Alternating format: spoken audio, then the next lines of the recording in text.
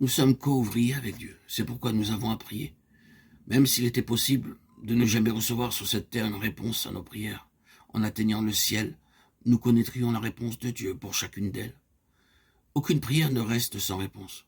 Vous pouvez penser, Dieu n'a pas entendu ma prière. Dieu ne m'a pas écouté. Il ne m'aime pas, comme il aime mon voisin. Dieu a entendu sa prière, lui. Pourtant, j'ai prié 38 ans, je n'ai reçu aucune réponse. Ceci n'est pas vrai. Dieu entend et prend bonne note de chaque prière, de chacun de ses enfants nés de nouveau. Aussi, votre temps n'est pas perdu lorsque vous priez.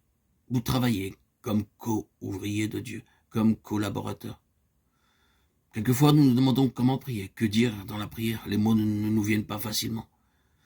Eh bien, souvenons-nous que la prière ne repose pas sur un langage fleuri. Cela peut être exprimé dans un langage haché, pauvre, mais si cela vient du cœur, Dieu l'accepte. Il y a la prière du cœur qui est suffisante. Quelquefois, le silence est une prière. Dieu regarde à vos cœurs, l'amour qui est dans votre cœur, qui s'exprime par votre silence. Aussi, ne pensez pas que vous avez besoin de dire de longues prières avec des mots choisis afin d'obtenir une réponse.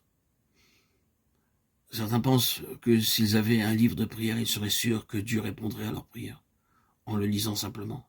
Mais Dieu ne demande pas des prières provenant d'un livre, il demande des prières venant du cœur. Ne pensez pas que vous avez à répéter des choses lorsque vous priez. La prière n'est pas quelque chose de formaliste. Nous sommes travailleurs avec Dieu et avec foi nous prions.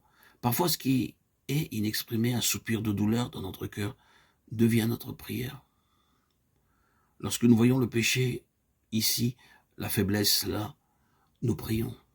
Oh Dieu, pourquoi ne fais-tu pas justice? Et par notre prière, Dieu travaillera. Notre Seigneur, Jésus-Christ, enleva ses vêtements de gloire et de beauté.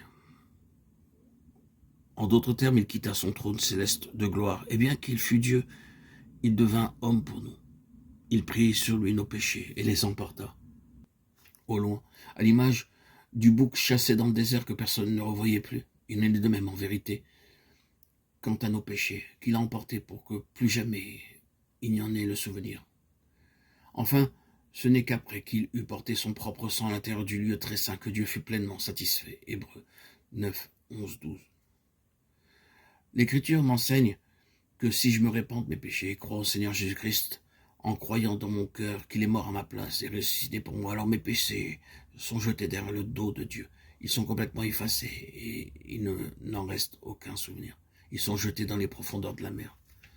Ils sont rejetés aussi loin que l'Est est éloigné de l'Ouest. C'est ce que l'Écriture affirme dans le psaume 103, 12, Ésaïe 38, 17, Ésaïe 43, 25, Ésaïe 43, 22, Michée 7, 19, 1 Jean 1, 7.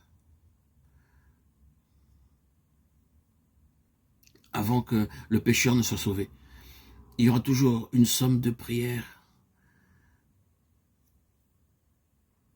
Et Dieu répond à toutes les prières. Dieu tient compte de toutes les prières.